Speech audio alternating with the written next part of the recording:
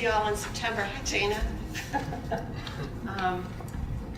I just want to make another comment about Ivan joining our team. You know, Ivan and I are the two full-timers on the government project now, with me as project director, since Dr. Rich can't also be full-time project director on this and take his full-time job at Cleveland Clinic. I mean, we know he could do it, right? So Ivan came on board in September as our full-time transformation improvement advisor. So for those of you, and I don't know that anyone in this room is actually enrolled in the project, are they yet? There's a couple, we're still trying to. Anybody from Centric? I don't think so. So Ivan came to us from Catholic Health Initiative, where he led the national effort as the performance improvement excellence person. He's black belt certified, Six Sigma Lean, heck of a nice guy, and he knows his stuff. So you can work with him if you join the project. So I've asked Ivan to feel free to jump in and any of these results as well. We sent this survey to all of the original VCSQI 1.0 members, as Eddie's been calling you now, as well as those who have joined our project. And how many practices are we up to now? 47? About 41 or 2. And how many specialties? And how many states? Yeah, it's like 19 states and 15 specialties right now whom we're working with across the country. Yeah, you know, we came in a year after a lot of the other organizations that got this contract, and a lot of the cardiac groups that we were counting on were already committed to working with other contracted organizations, and they can only work with one. Right. So, or if your program is an ACO or MSSP, you would not be eligible, unfortunately.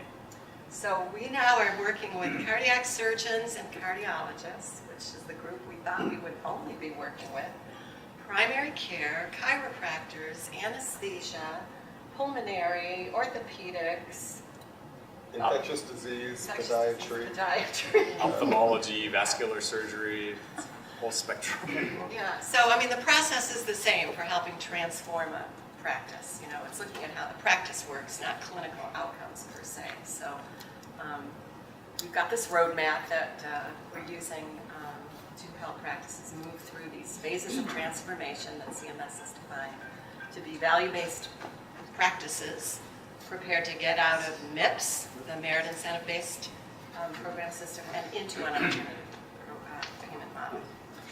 So last June, when all of these contracted organizations met in Baltimore, CMS asked us all to make opioid prescribing and management another priority of this national project because of the crisis that exists in our nation. So we sent this quick survey out.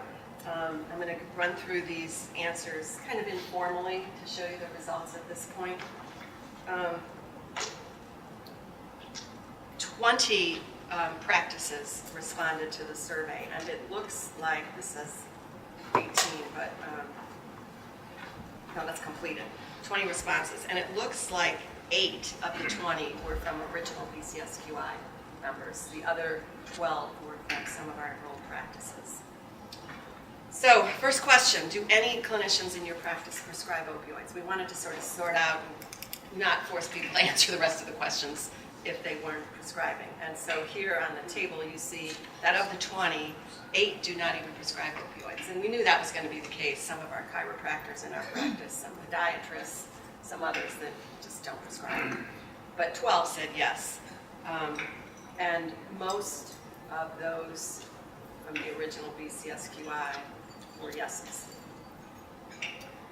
Does your practice have an opioid prescribing protocol used by your clinicians? You can see quickly by the bar chart, most said no. In fact, 70% of the 10 that do prescribe, 7, said they have no standard protocol in their group practice. One of our cardiothoracic surgery practices, not VCSQI, the administrator sent the survey out in hard copy to the surgeons in that practice to get a sense of how he could answer on average for the practice, because we only wanted one response for the practice. He called me personally before even completing it to say what he got back from the surgeons was shocking to him. He had no idea there was no protocol, that everybody was doing their own thing, some prescribing on the high end, some on the low end, and is now going to bring that all up at a staff meeting and see if they can't come to agreement. Ivan might go down and actually do a one-day workout with them to come up with a standardized protocol that they can all pretty much live with. So we felt good that this survey at least was an eye-opener. And that's just one practice we heard from. But it is of concern to know that, a group working together, and some of these were just one solo practitioner, so it's not that these were 7 big groups that said no. Why can't we agree on something? Maybe they've just never, thought of it or brought it up as an issue. Does your practice use an opioid risk assessment tool with patients prior to prescribing opioids? There are 2 that exist, the opioid risk tool and the SOAP-R. These are tools that have been tested, or sometimes an interview suffices. So no one is using one of the 2 formal tools. Of the 10 that responded, 5 say they do interview to assess the risk. 50% said nope, they don't do any kind of assessment. Does your practice have prescribing restrictions for the number of opiate pills prescribed? 4 of the 10 said no, and 6 said yes. The restrictions varied.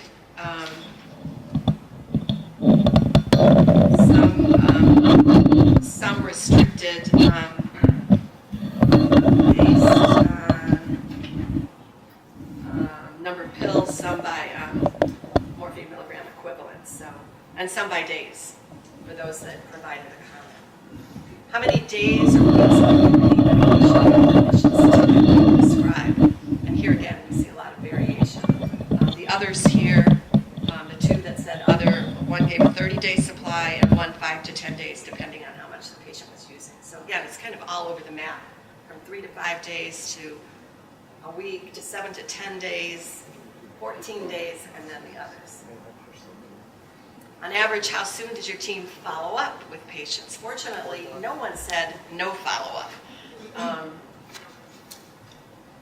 You can see that usually within 2 weeks there's been follow-up. Some within 1 week, at least half said they follow up within the first 5 days. How many patients are seen in the clinic per week? By the way, these questions Judy helped with, Jennifer Whaley from Centara helped with, initially just with a focus on cardiothoracic surgery.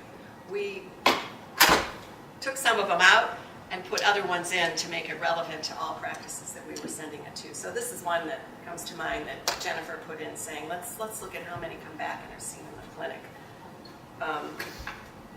We did have one that said they have 200 to 300, and that was a primary care practice seen in the clinic. So the reason this was asked was to get a sense of how many, there's the count of it, how many,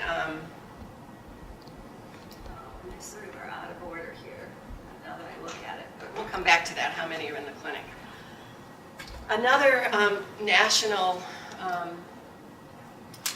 activity getting attention is to have patients sign an opioid treatment agreement, not a contract. The psychologists in the field, and we held a webinar on this, are saying, and actually one of Dr. Rich's colleagues at Cleveland Clinic, who was on a webinar for us, said do not use the word contract with the patient when it comes to this.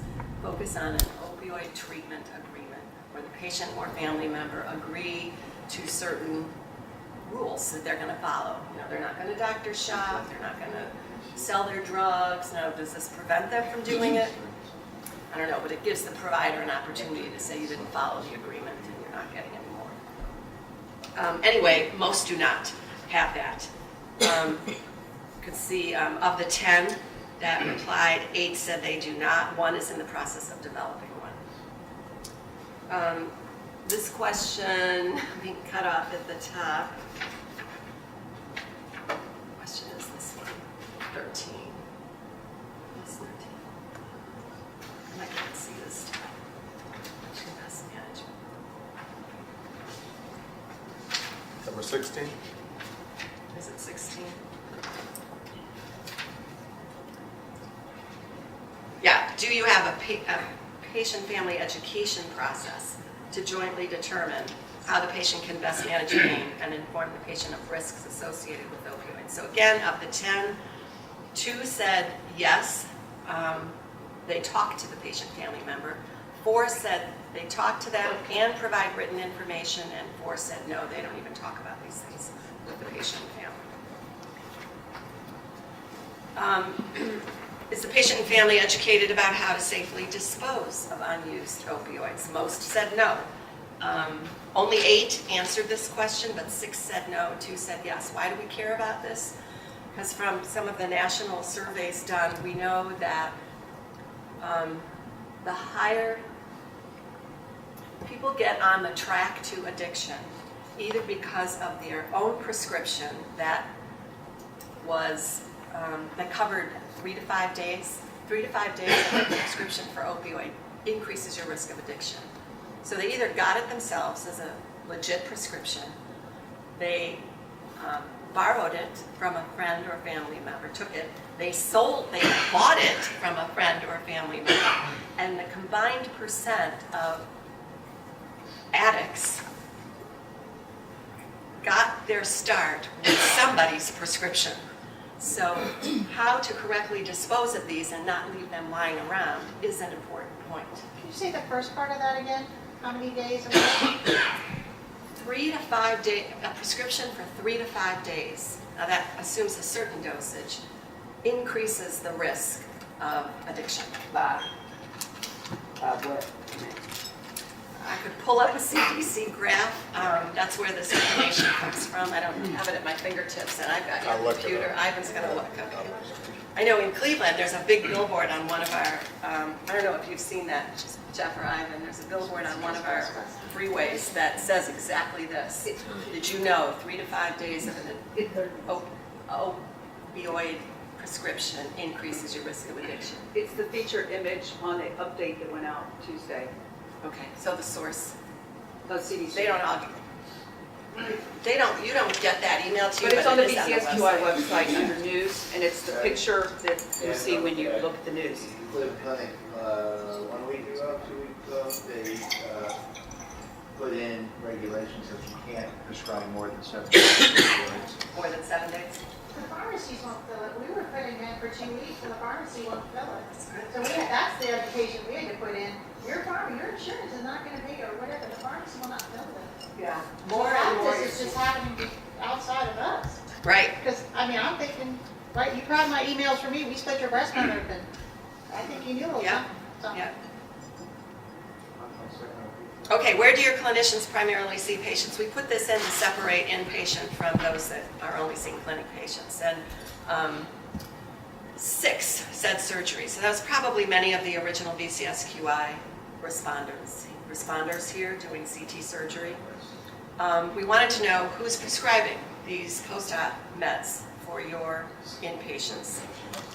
In this case, of the 6, 5 said they are, not the hospitalist or someone else. It's the attending from the specialty practice, although 1 said hospitalist.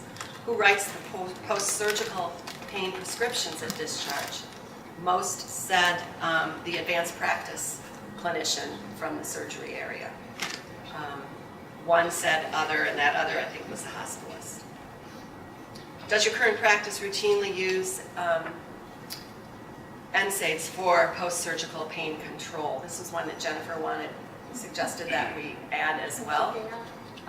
1 said yes as an alternative, 2 said yes as an adjunct, and 3 said no. You all could talk about the benefit of that, or non-benefit. What department specialist is responsible for completing discharge medication reconciliation? Of the 6 that answered, 4 said we do, our practices staff. 1 said the hospitalist, and 1 said each specialty reconciles their own meds.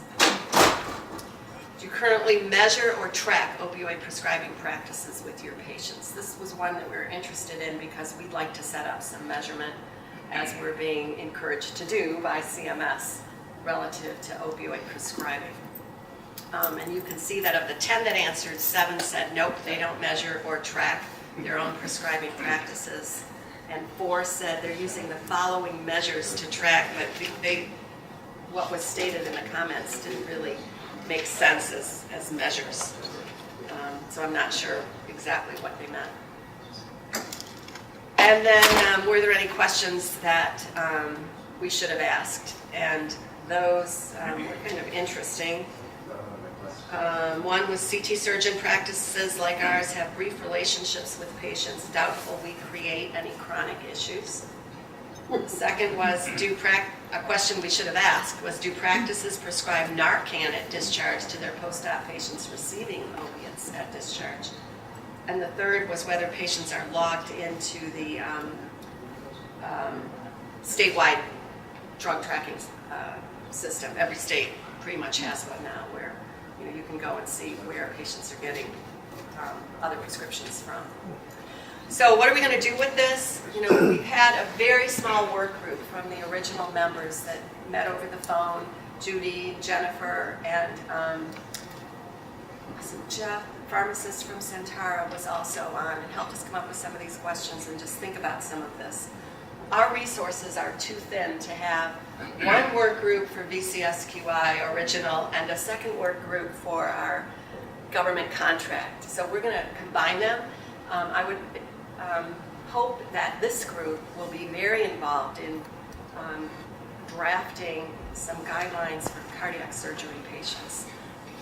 Dr. Rich has been in touch with STS, and Dr. Prager has indicated that they would be very interested in working with VCSQI to generate some national prescribing guidelines for use with CT surgery patients. So we'd like to include, obviously, members of this group, as well as maybe a few clinicians from our other cardiac surgery practices enrolled in the government contract. So we're going to get this started after the first of the year, and we'll be in touch and welcome members of VCSQI and the other practices to form a small work group, potentially get someone from the education arm at STS involved as well, and then hopefully get something forwarded to STS to eventually bless. We're actually the criminals without intent. We have no idea that we've been doing this for years and years and decades, over-prescribing and trying to create patient satisfaction scores for pain. I think CMS has responded to that. I talked to them. I think you have, Debbie, and others, that the CMS should not be scoring pain management as a way to get patient satisfaction scores. I've been very disturbed by it for many years, and so I think that it's a really important issue. And I think that you're, Eddie and Debbie, are bringing it forward, and I've been within the VCSQI. It's something that we need to control. Yeah, it was a question on the HCAP survey, but it's not included in the scoring anymore. No, it's no longer included. Right. Pain satisfaction with pain management. Okay, Eddie, how come I can't open this? You sort of touched on it a little bit, but with the non-steroidal question, but I wondered how narrow the focus was going to be in terms of just opioids, or whether it's really going to look at sort of even like a multimodal approach to pain control, because there are other issues. So the whole idea of, do you use combination products with acetaminophen, which have some risk that somebody will then take Tylenol on top of that and potentially create problems. I mean, there's sort of a broader issue of multimodal pain control after, certainly after surgery, that could be part of this rather than a narrow focus on just opioids. Do you think that it's better managed by a pain management person rather than a cardiac surgeon? You're shaking your head no. Yeah, and I mean, I think I would have known he would. I think the cardiac surgeons and the advanced practice clinicians are very capable of doing an excellent job with it. I don't know that. I think that there are potentially having an ability to refer difficult issues to pain experts makes sense. So there are some of the patients that come to people already have issues related to opioids and such, and those can be, or other addictions, and those can be very challenging patients to manage. So I think the general patients can be managed. Right, and do you think there's a particular cut point at which patients should be going to a professional pain management person?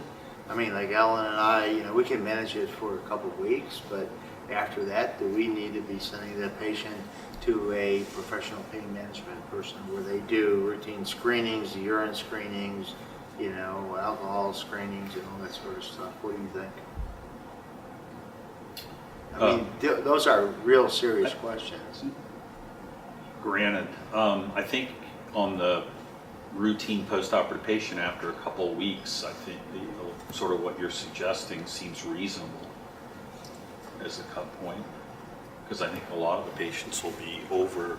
We don't know what happens once they leave. All of our patients are followed. We're kind of totally separate. So we are the prescribers in the hospital, and then our nurse practitioners in the surgeon's office kind of take care of it. And I'm not sure if they get them involved at a certain point, if people are still asking for, I do hear from our office that patients, if we don't give them enough, patients are calling them asking for more. Right, fairly frequently. I know as an inpatient practice, when we have somebody who comes in on long-acting narcotics already, or people who've had history of addiction and they're on Suboxone or methadone, any of those kind of things, we usually do get our anesthesia pain management group involved.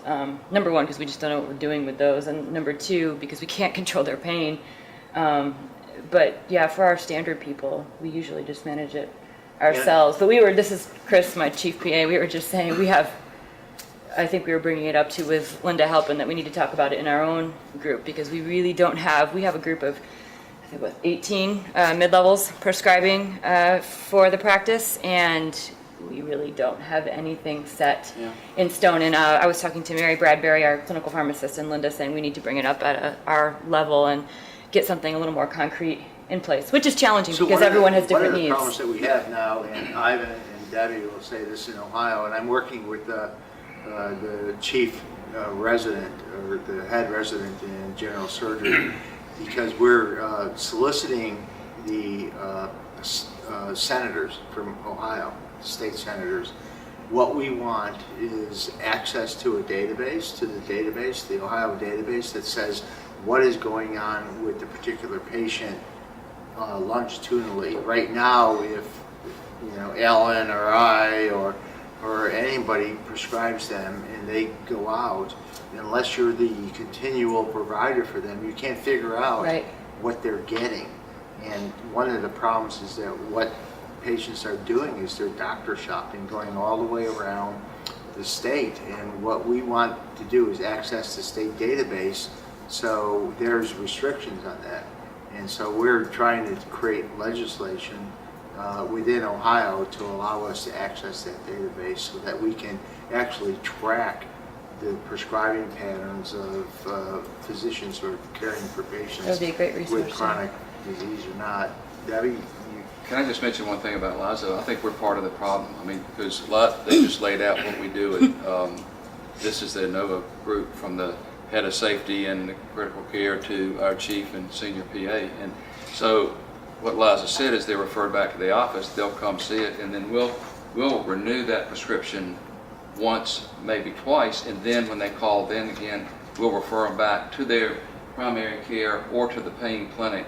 But then at that point, we don't follow up on it. So we have just kicked the can down the field. But you can't follow up on it. You don't have access we to don't the even know. database. Right, but we don't, once we refer them to another separate set of providers, they're all, sort of not, we've abdicated that responsibility. Wait, It's part of the problem. in DC, are you guys part of the Virginia database or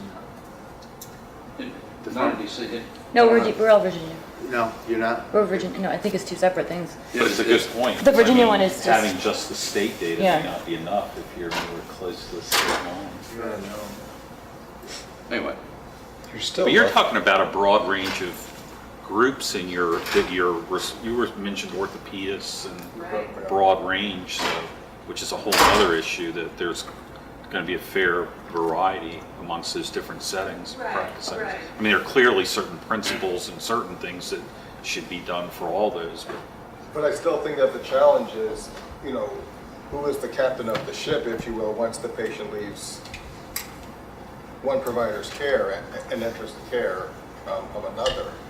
You know, and it sounds like from the examples that were given, that right now, the pharmacist might be the only person who can say no. The pharmacist can see what's coming in from that provider, this provider, and say, I'm not gonna fill this. I don't think they can If it's say the no, same but pharmacy. they can raise They awareness. can, correct, Right? raise the flag. So I can go to my PCP and he said, well, I just saw that you had spinal reconstruction and you got a prescription and, you know, I see that you haven't had any other further prescriptions, but it's not the pharmacist to say no, it's, you know, Alan who has to say no. I mean, you know, this, go ahead. I just have a question for clarity for Dr. Rich. Dr. Rich, did I hear you say that you would be referring the matter, discussing the matter with senators from Ohio? Yes. And why in the world would we talk to someone in Ohio versus people here in the state of Virginia, in the Commonwealth here of Virginia? Oh, well, No, it's just in Ohio. all politics are local, so I was trying to create the paradigm for making sure that we can track effectively the prescriptive patterns of patients in Ohio. This is, a resident came Jeff to is me at and the said, Cleveland we really have a problem here in Ohio and we can't access the database. So, I mean, for Virginia, it's the same thing. It's exactly the same thing. I mean, only because I'm located in Ohio and a resident came to me and said, hey, how can we figure this out for Ohio? But most states do have a prescription drug monitoring program now, and they're beginning to share across states as well, so that you'll be able to track a patient across states. Yeah, but you know, the problem with it is that if Ellen's not the primary caregiver for that person, you can't access the database. So one of the problems in Ohio, and it's probably true in Virginia, is that I can't say Alan Spear comes to me and find out what his prescriptive patterns have been if I'm not his primary caregiver. And so that's one of the major problems. So what we're trying to do, what this resident's trying to do in Ohio is, you know, change the rules, regulations so that we can actually have open access under a research protocol, you know, so that we can figure out how many times these patients are getting prescriptions from other providers across the state that weren't, you know, the cardiac surgeon who treated them. So, you know, getting a handle on prescribing, better handle on it's not going to solve all the issues, obviously, with opioid misuse, but we as healthcare providers contributed to the problem. And to our defense, those who are prescribers, you know, we were told these were not addictive back when some of these new drugs hit the market. Well, they are. Stories that come to mind for me about how loose it's become is my 30-some-year-old daughter has chronic UTIs and called me one night, Mom, take me to the ER. I think it's gone. I think I have a UTI and I think it's in my kidney. And she knows enough about her own body, so I picked her up so her husband could stay home with her daughter and go to the ER. And right off the bat, the nurse comes back in.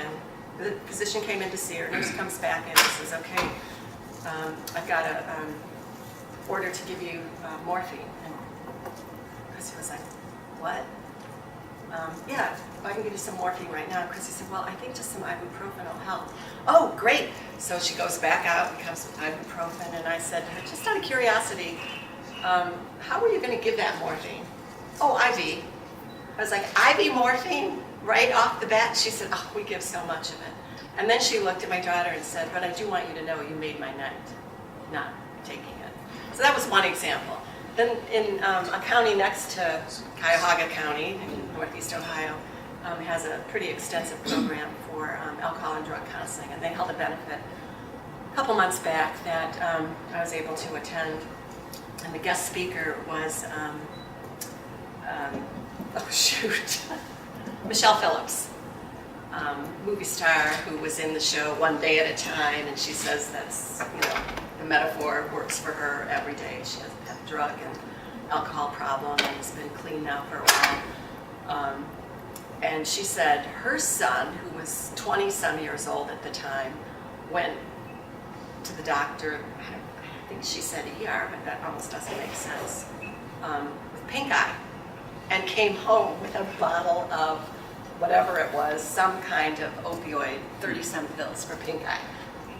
So it's just become a little more cavalier as people have gotten used to writing these scripts, and we've got to pay more attention now and contribute to stopping at least as much as the prescriber can at the front end. Okay, so you'll be hearing more from us about trying to get a work group together, and maybe it should go beyond just, use of opioids, but how to manage pain with CT surgery patients in general. It's a good suggestion. All right, so now I want to quickly go over the results of this 11-question survey on patient and family engagement. And I wanted to do this second because it sort of sets the tone for our speakers at dinner, Bob and Barb Malizo. So again, this is another high priority. This was with the first project that focused in hospitals in the last 3 years, the hospital engagement networks that some of you were part of, patient and family-centered care. It's a big priority now with transitioning group practices to value-based care. So there were a total of 15 responses, and I think 7 of them were from original VCSQI members. Most of these questions are based on metrics that we're supposed to be using to assess our practices in this government project, or assessment questions that are asked, again, as part of this project. So we didn't make these up, just so you know where they came from. So this first one, the top is cut off here, is does your practice use an e-tool, like a patient portal or other e-connectivity technology that is accessible to both patients and clinicians and that shares information such as test results, medication management lists, vitals, and other information and patient record data?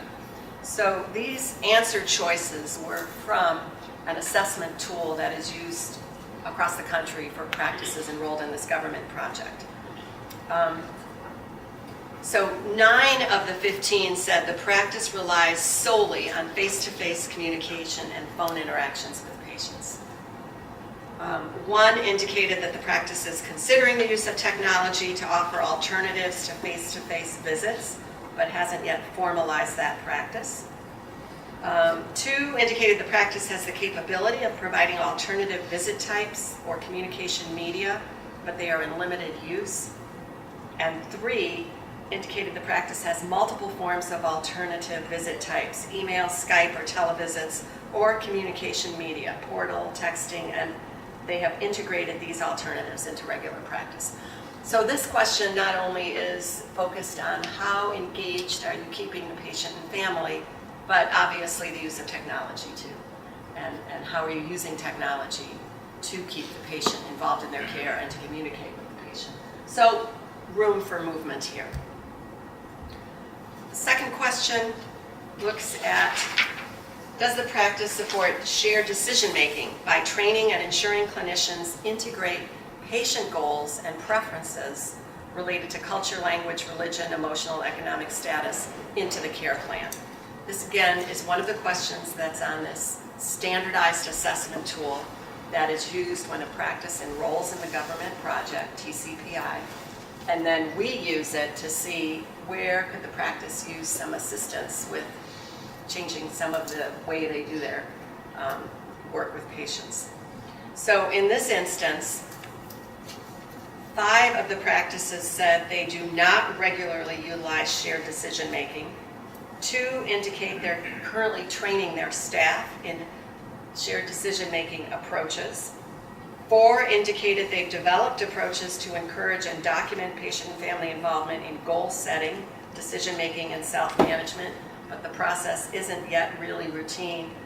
And 4, this is the highest score on this assessment tool, said they are doing it and it's documented in the patient record, and the patient, family, or family has been involved in goal setting and decision-making about plan of care. Again, the focus here is on patient and family involvement and considering their choices as it relates to treatment options. 5th question, And I should say too, that we started a small work group amongst the original VCSQI members too, and have held a couple of phone conversations. Some of these questions were shared once before in a first survey. We didn't have many responses. So again, we changed it a little bit and sent it out to all of you, as well as the practices enrolled in Transforming Clinical Practice initiative. Patient activation is one that the first time and again this time we're seeing a lot of people don't do it, don't even quite understand what it is. Patient activation levels tell us how ready and able and interested the patient is in taking accountability for their own health and really managing their health. So in this case, of the 15 who answered, 2 said yes, they do assess patient activation levels. 5 said no, and 8 said they're not sure, which to me is an indication that they don't really know what it is, right? So 13 are not moving along here on patient activation. Sorry, I should have shown you this too. The 6th question, does your practice assess the health literacy level of your patients? Again, the first time we sent this out just to this group, and again now we're seeing that in most instances, no. This is not assessed. So of the 15 that answered, 4 said yes, and that is done a variety of ways, assessed at pre-op, informally, and communicated to our team, direct discussion with patient and family prior to surgery. No said, 8 said no, and 3 said they're not sure. So 11 out of 15, they either are not or they're not sure if they're even assessing health literacy. 7th question, does your practice promote patient-centric medication management practices?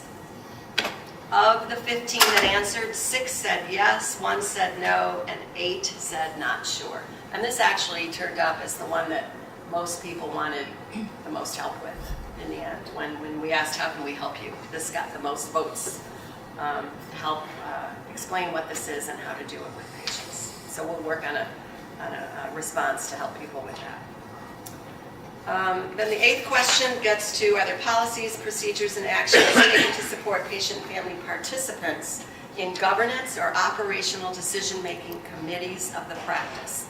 These are the person and family advisory councils, board representatives, etc. And this is one that you're going to hear about from Bob and Barb Molizo tonight, and the role that they have assumed on a major medical center's safety committee. I'm quite sure we'll talk about it. But here again, 1 practice said yes, they have a patient on the board. 3 said they have a patient and family advisory council. 0 said they have patients on committees, such as quality improvement teams. And 7 said not on any committees at this time. 5 said they're not sure.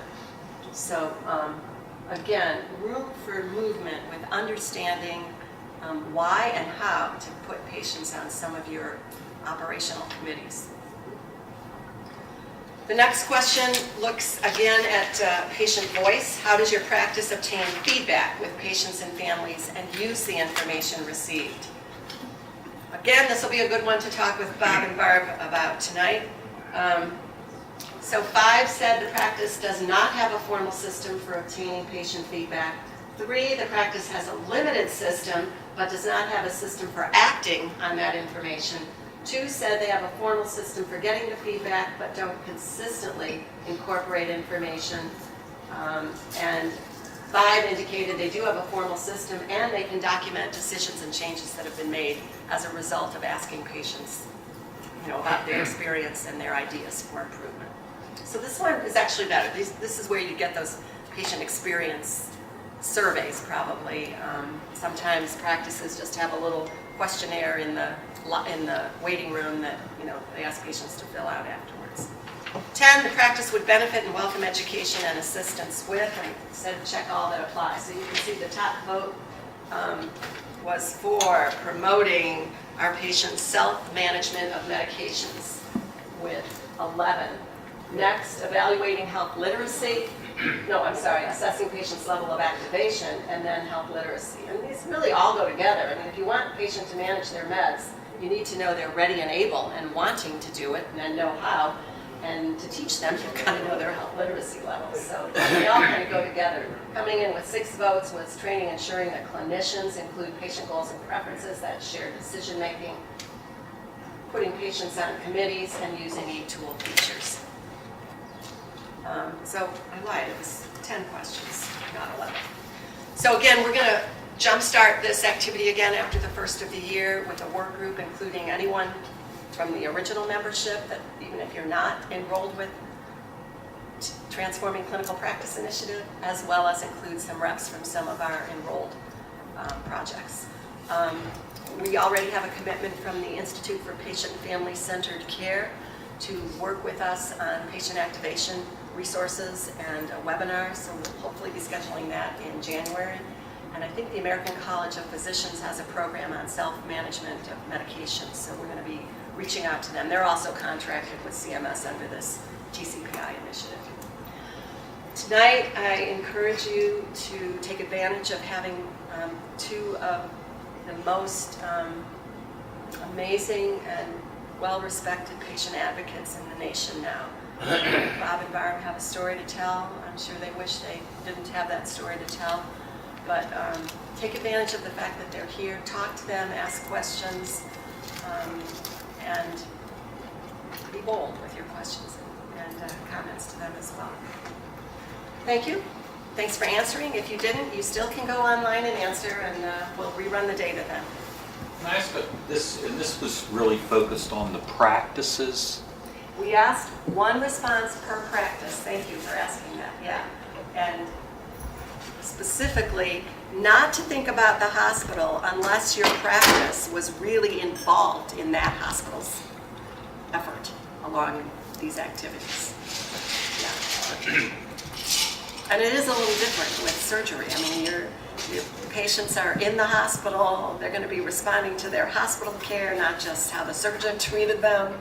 And if you don't continue to see those patients, their involvement in your practice on a committee gets to be a little, how do you keep them involved when they're long gone from seeing you as a patient?